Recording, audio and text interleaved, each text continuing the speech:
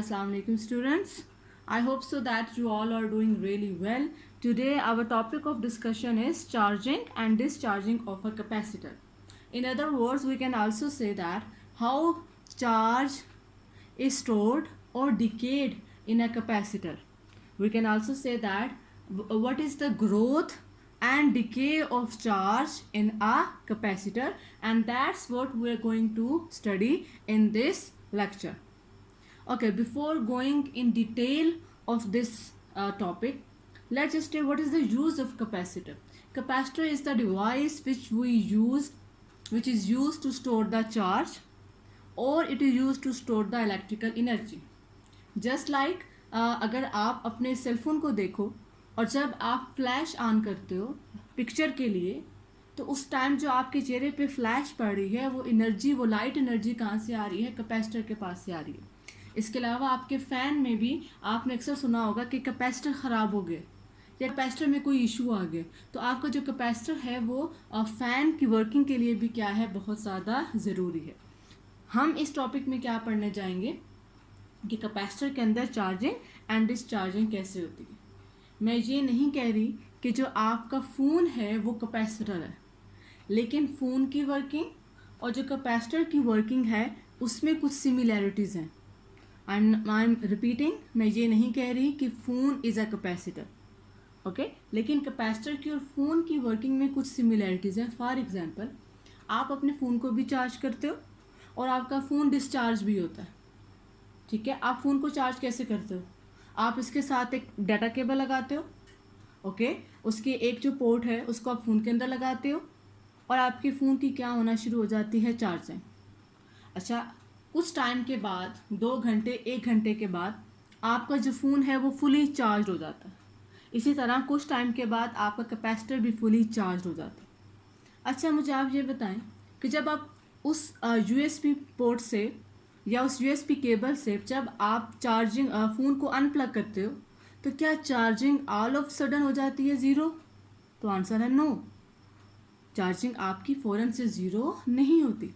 तो कैपेसिटर में भी जब आप चार्जिंग के बाद अगर आप बैटरी को रिमूव भी कर देंगे तो आपका जो कैपेसिटर के अंदर जो चार्ज स्टोर है वो उसके अंदर ही रहेगा. ओके, फिर फ़ोन की आप क्या करते हो? डिस्चार्जिंग करते हो. कैसे डिस्चार्जिंग होती है? जब आप फ़ोन को यूज़ कर रहे हो, आप कोई मूवीज़ देख रहे हो, आप सॉन्ग सुन रहे हो, आप कोई ड्रामा देख रहे हो या आप व्हाट्सएप यूज़ कर रहे हो, तो बेसिकली आपकी चार्जिंग ही क्या हो रही है? यूज़ हो रही है. इसी तरह आपकी कैपेसिटर की भी क्या होती है? डिस्चार्जिंग होती है.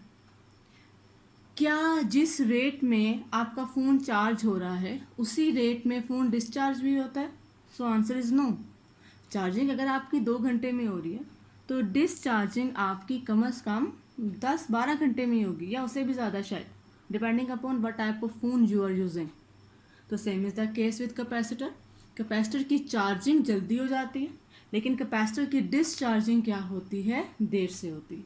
अब वो कैसे चार्ज करता है, कैसे डिस्चार्ज करता है, that is our main topic and let's study that. First we will discuss charging of a capacitor.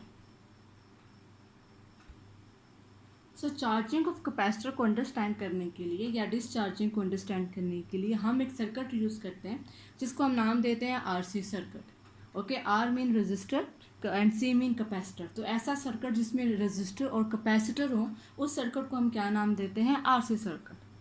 अब हम रेजिस्टेंस को क्यों यूज़ कर रहे हैं या रजिस्टर को क्यों यूज़ कर रहे हैं, खाली कैपेसिटर को यूज़ क्यों नहीं कर रहे? तो उसका आंसर है कि जब आप बैटरी को लगाएंगे और जब ऑल ऑफ सडन सारा करंट उस कैपेसिटर में से गुजरेगा तो वो उस कैपेसिटर को डैमेज कर सकता है. इसके लिए हम चाहते हैं कि कुछ करंट, कुछ एनर्जी जो है वो लॉस हो जाए, कुछ एनर्जी लॉस हो जाए अक्रॉस रजिस्टर, ताकि कैपेसिटर को ऑल ऑफ सडन चार्ज ना मिले, एनर्जी ना मिले और आपका कैपेसिटर बर्न ना हो जाए, वो जल ना जाए. Okay, so first discuss charging of a capacitor. हमने RC सर्किट के साथ एक बैटरी को लगाया और उस बैटरी का पोटेंशियल क्या था? V0, और जो स्विच है उसको हमने क्या कर दिया है? Close, and is set at terminal A. So what is terminal A? We will see it in diagram. This is your diagram. That is your resistor R. that is your capacitor C, and that is your applied voltage, which is V naught, and this is your switch. Switch can be connected to this terminal and can be connected to this terminal. Okay, let's just से अगर मैं इस switch को यहाँ connect कर दूंगी तो ये वाला सर्किट आपका क्लोज हो जाएगा. ओके और ये वाला सर्किट आपका क्या हो जाएगा, ओपन, क्योंकि अगर मैं इस स्विच को यहाँ लगा दूंगी तो आपका ये वाला सर्किट क्या हो जाएगा, ओपन. अगर आपका ये वाला सर्किट ओपन हो गया, इट मीन्स कि सर्किट में बैटरी मौजूद ही नहीं है. Why? Let's just say it कि I have connected this switch to this point. Okay, so this circuit is open now. It means that there is no battery in circuit, क्योंकि circuit open है. आपका current flow ही नहीं करेगा. जब current flow नहीं करेगा या चार्जेस मूव नहीं करेंगे तो आपके कैपेसिटर में चार्ज स्टोर नहीं हो सकता. ओके, सो इट मीन्स कि this switch can't be at this place right now. This switch is at point A. कब वो वहाँ जाएगा वो हम देखेंगे थोड़ा सा बाद में. तो जैसे आपका जो स्विच है वो टर्मिनल ए के ऊपर आएगा तो आपके कैपेसिटर की करंट जो है या चार्ज जो है वो सर्किट में से फ्लो करना शुरू कर देगा और आपकी कैपेसिटर की जो चार्जिंग है वो आपकी स्टार्ट हो जाएगी. जो आपकी पॉजिटिव प्लेट है उसके ऊपर आपका क्या चार्ज आ जाएगा, पॉजिटिव, और इस प्लेट के ऊपर आपका चार्ज क्या आ जाएगा, नेगेटिव. सो कैपेसिटर की जो चार्जिंग है वो आपकी क्या हो जाएगी, स्टार्ट. अब क्या आपका जो कैपेसिटर है वो फ़ौरन से चार्ज हो जाएगा उसी इंस्टेंट पे? नो, वो ग्रेजुअली आहिस्ता आहिस्ता पहले एक चार्ज आएगा, फिर दूसरा आएगा, फिर तीसरा आएगा, फिर चौथा आएगा, एंड देन सो ऑन. तो आपका जो चार्जिंग का प्रोसेस है वो स्लो प्रोसेस है, that is gradual process. Now what will happen, एक टाइम ऐसा आएगा जब आपका चार्ज जो है वो मैक्सिमम इस कैपेसिटर के अंदर स्टोर हो जाएगा और आपका जो प्लेट्स के अक्रॉस पोटेंशियल है और जो आपका एक्सटर्नल पोटेंशियल है ये क्या हो जाएगा, इक्वल. जैसे ही ये इक्वल होगा तो आपका जो फर्दर चार्ज है वो कैपेसिटर में स्टोर नहीं होगा. इसका मतलब है आपका कैपेसिटर क्या हो गया, fully charge. Listen it again, this is potential, this plate is positive, this plate is negative, so this also a potential. First one charge will came, then second, then third, then fourth. It means in plates के across जो आपका potential difference है वो बढ़ना शुरू हो गया और एक टाइम ऐसा आएगा जब इस प्लेट के अक्रॉस पोटेंशियल डिफरेंस और जो ये वाला पोटेंशियल डिफरेंस है ये क्या हो जाएगा, इक्वल. और उसके बाद आपका जो कैपेसिटर है उसकी फर्दर चार्जिंग आपकी क्या हो जाएगी, स्टॉप. इट मीन्स कि जो आपका कैपेसिटर है वो आपका फुली चार्ज हो गया.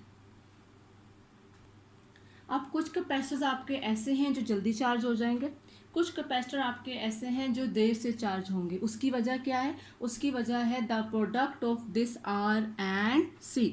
Okay, so this product R and C basically tells us कि चार्जिंग जल्दी हो रही है या चार्जिंग देर से हो रही है. For example, if I say that basically this R C is equal to time. How? we will discuss this at the end of the lecture कि why RC is equal to time. RC का product हमें वो time बताता है कि जिस rate पे आपका कैपेसिटर क्या हो रहा है, चार्ज हो रहा है, या वो जल्दी चार्ज हो रहा है या वो देर से चार्ज हो रहा है, वो हमें ये टाइम बताता है. फॉर एग्जांपल, एक आपका R और C का प्रोडक्ट का आंसर आ रहा है 8 second. Okay, because it is time. कोई और है रजिस्टर और कैपेसिटर, उसका आंसर क्या आ रहा है 16. इसका मतलब है ये 8 सेकेंड में चार्जिंग कर रहा है और ये 16 सेकेंड्स में कर रहा है. तो आपका क्या ख्याल है किस कम्बिनेशन में चार्जिंग देर से हो रही है? ये 16 सेकेंड में कर रहा है. ओके, इसका मतलब है ये स्लो प्रोसेस, स्लो चार्जिंग कर रहा है. ये 8 सेकेंड में कर रहा है, इसका मतलब है ये आपकी चार्जिंग क्या कर रहा है, फास्ट कर रहा है, तेज़ कर रहा है. ओके, सो बेसिकली जो आर सी का प्रोडक्ट है वो हमें ये बताता है कि कैपेसिटर की चार्जिंग जो है वो जल्दी हो रही है या वो देर से हो रही है. और इस टी को हम क्या नाम देते हैं, time constant. This T is called what, this T is called time constant. So basically we can write it as, जो टाइम कांस्टेंट है वो डिपेंड कर रहा है किसके ऊपर, product of R and C. और जो product of R and C है that is called time constant. अब ये वो टाइम नहीं है जो कि आपका 8 सेकेंड और 16 सेकेंड आया था, 8 सेकेंड और 16 सेकेंड आया था। ये वो टाइम नहीं है जिस पे आपका कैपेसिटर फुली चार्ज हो जाएगा। ये वो टाइम है जिस पे आपका कैपेसिटर कितना चार्ज होगा, 63%। लेकिन आपको इससे आइडिया हो जाएगा कि कौन 63% पहले हो रहा है और कौन सा कैपेसिटर 63% बाद में हो रहा है।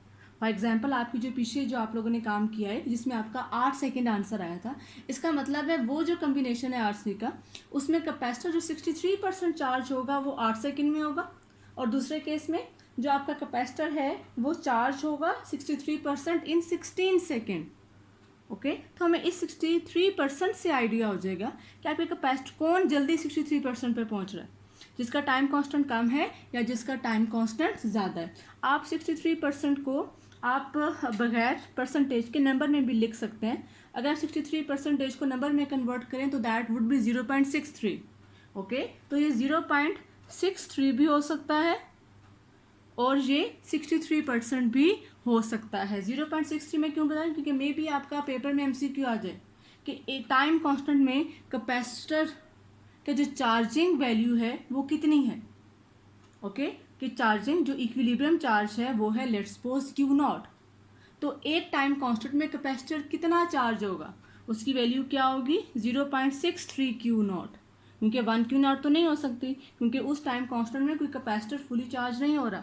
Fully charge is Q0, let's say full charge is Q0, तो टाइम कांस्टेंट में तो 63% चार्ज हो रहा है, यानी 0.63 Q0 कैपेसिटर क्या हो रहा है, चार्ज हो रहा है। 0.63 टाइम्स आपका कैपेसिटर क्या हो रहा है, चार्ज हो रहा है, वो फुली चार्ज नहीं हो रहा।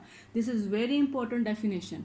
व्हाट इज़ टाइम कांस्टेंट, इसको भी आप टाइम कांस्टेंट की डेफिनेशन में लिख सकते हो, the product of R and C, but the most authentic definition is this, जिसमें आपका कैपेसिटर कितना चार्ज होता है, 63%। हम इसको ये भी कह सकते हैं कि एक ऐसा टॉपिक है चार्जिंग वाला जिसमें हम ये चेक कर रहे हैं कि टाइम के साथ कैपेसिटर में चेंज कैसे आ रही है। ओके, अब हम जो काम करेंगे वो हम डिफरेंट रेजिस्टेंसेस लेंगे और हमने उसके लिए क्या बना लिया, ग्राफ बना लिया between time and charge store. क्या कैपेसिटर में चार्ज स्टोर कितना हो रहा है और कितने टाइम में हो रहा है for different value of resistances. Okay, हमने ग्राफ बनाया, this axis is showing charge and this axis is showing time. Okay, this is your total charge, that is maximum charge जितना कैपेसिटर में स्टोर हो सकता है, और ये कौन सा है, 0.63% वाला, और सॉरी 63% वाला या 0.63। नाउ लेट्स जस्ट से एक रेजिस्टेंस के लिए आपका ये वाला आंसर आया। ओके, और एक कम्बिनेशन ऑफ रेजिस्टर और कैपेसिटर के लिए आपका ये वाला आंसर आया। अब आप मुझे इस ग्राफ को देख के बताएं किसका RC कम है और किसका RC ज़्यादा है। RC mean time, you should now note that RC was basically time. जिसमें टाइम ज़्यादा लग रहा है तो उसका RC ज़्यादा हो जाएगा, जिसमें टाइम कम लग रहा है उसका RC क्या हो जाएगा, कम। Now just focus on this. Okay, this is your 0.63। ये एक आपका टाइम है RC वाला प्रोडक्ट, टाइम कांस्टेंट, और एक आपका ये वाला है। इट मीन्स ये इतने टाइम में 63% चार्ज हो गया, this combination of resistor and capacitor. इतने टाइम में 63% चार्ज हो गया, और जो ये कम्बिनेशन है वो इतने टाइम में 63% चार्ज हुआ है। अब आप मुझे ये बताएं किसका टाइम ज़्यादा है और किसका टाइम कम है। ऑब्वियसली जो रेड वाला है, जो रेड वाली लाइन है, ओके, दिस वन, इसका टाइम क्या लग रहा है, कम, क्योंकि ये कम टाइम में 63% हो गया। और जो आपका दूसरे वाला है दिस वन, इसमें आपका टाइम क्या लग रहा है, ज़्यादा, ब्लैक वन, इसमें आपका जो टाइम है वो क्या लग रहा है, ज़्यादा लग रहा है। इस बात को फिर से सुने, हमने ये चेक करना है इसमें से किस कम्बिनेशन में जो है वो कैपेसिटर जल्दी चार्ज हो रहा है। लेट्स जस्ट से कि मैं इस लाइन को रेड लाइन से रिप्रेजेंट कर देती हूँ। ओके, ये एक कम्बिनेशन है और ये दूसरा। हमें कैसे पता चलेगा कौन जल्दी चार्ज कर रहा है, कौन देर से चार्ज कर रहा है। ओके, हमने इस 63% वाले पे 0.63 वाले पे से एक परपेंडिकुलर बनाया टाइम एक्सिस पे, इधर भी परपेंडिकुलर बनाया ब्लैक वाले से भी टाइम एक्सिस पे। जे टाइम कम है और जे टाइम क्या है ज़्यादा।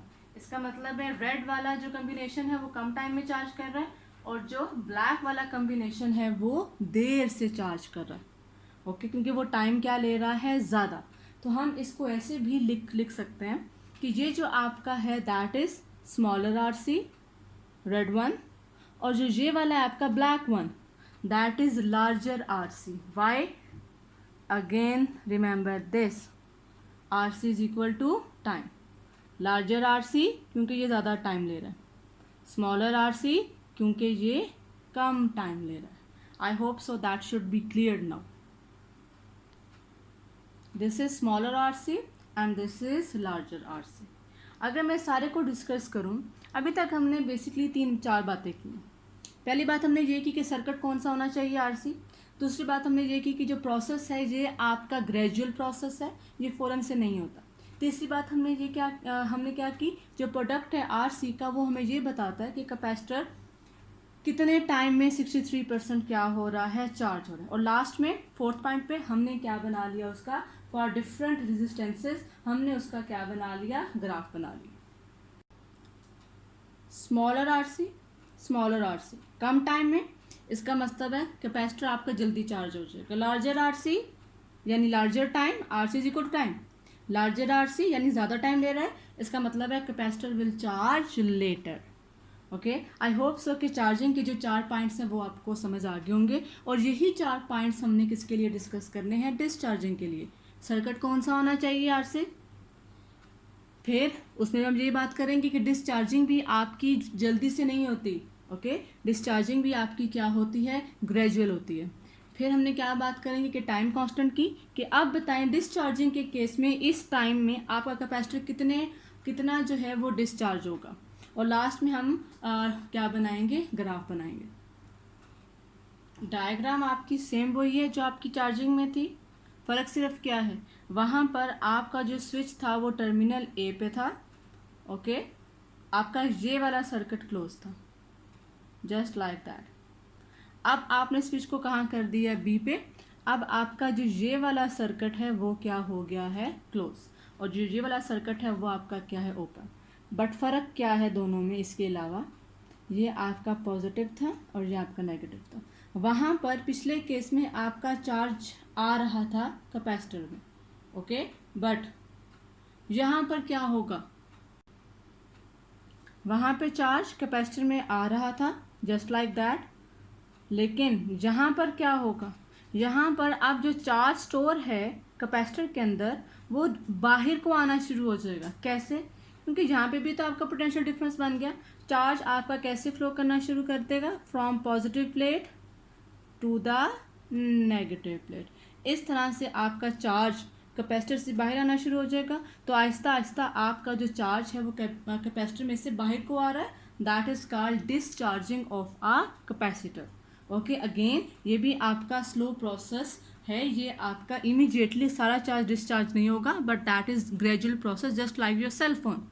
ओके, उसमें भी आपकी जो डिस्चार्जिंग है वो आहिस्ता आहिस्ता हो रही होती है।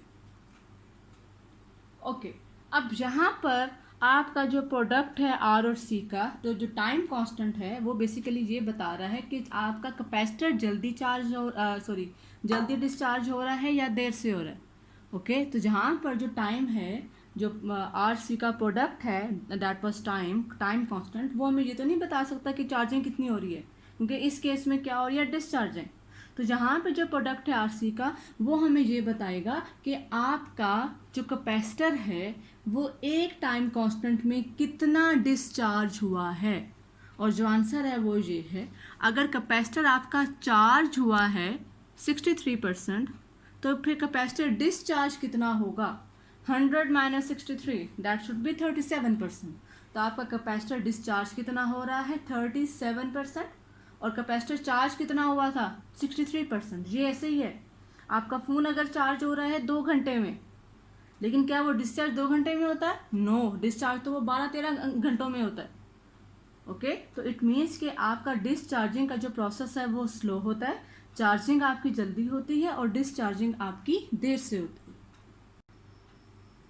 अगर आप इस ग्राफ को देखें तो यहाँ पे आपका कैपेसिटर पहले फुली चार्ज था और आहिस्ता आहिस्ता उसकी क्या स्टार्ट होना शुरू हो गई, discharging. Okay, so this axis is basically your charging and this is your time.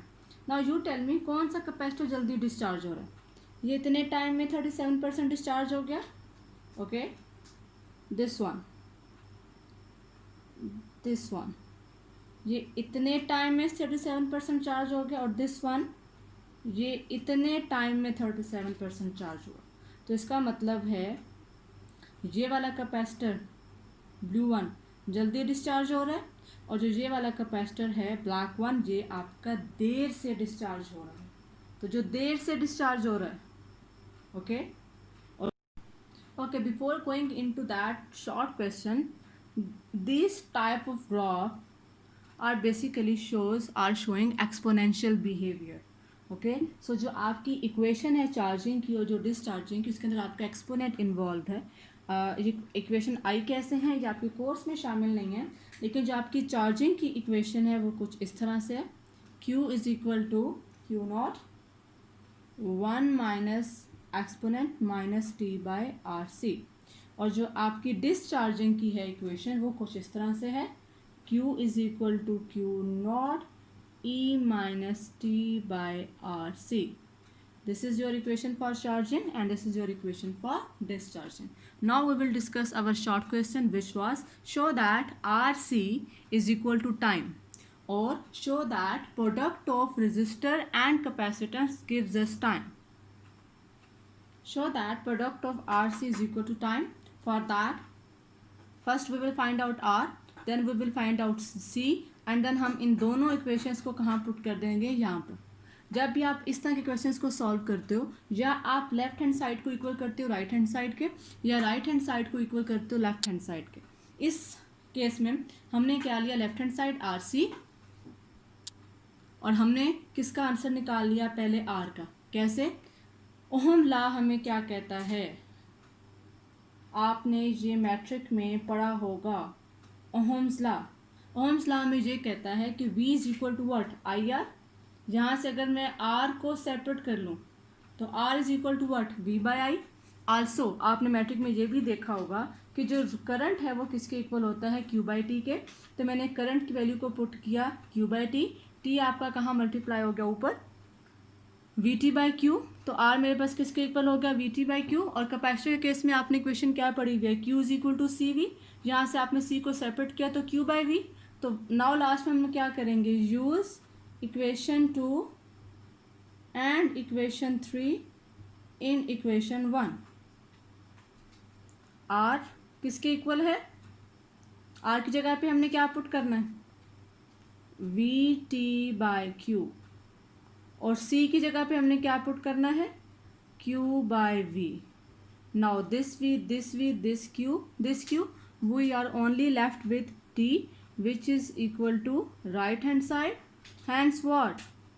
Hence what we did? Left hand side is equal to right hand side. So this was our short question जो कि paper में आपका पूछा जा सकता है। अगर आप इसको यूनिट के केस में डिस्कस करना चाहें, रेजिस्टेंस का यूनिट क्या होता है, ओहम। कैपेसिटेंस का यूनिट क्या होता है, फैरेड।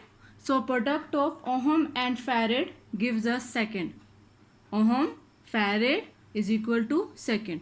तो अगर ऐसे आएगा तो आप यहाँ पर इक्वेशंस की बजाय, फिजिकल क्वांटिटीज़ की इक्वेशंस की बजाय यूनिट्स वाली सारी इक्वेशन लिखेंगे। Volt is equal to ampere ohm, volt पर ampere is equal to ohm, and then as it is this whole question will be solved but in the form of units. So your final answer would be ohm farad is equal to second.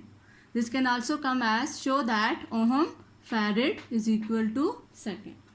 Understand? I hope so that you can do that at home. और जो आपका chapter है जहाँ पे chapter number 12 that is completed. Next lecture में हम देखेंगे इंशाल्लाह शॉर्ट क्वेश्चंस. टिल देन अल्लाह हाफिज़.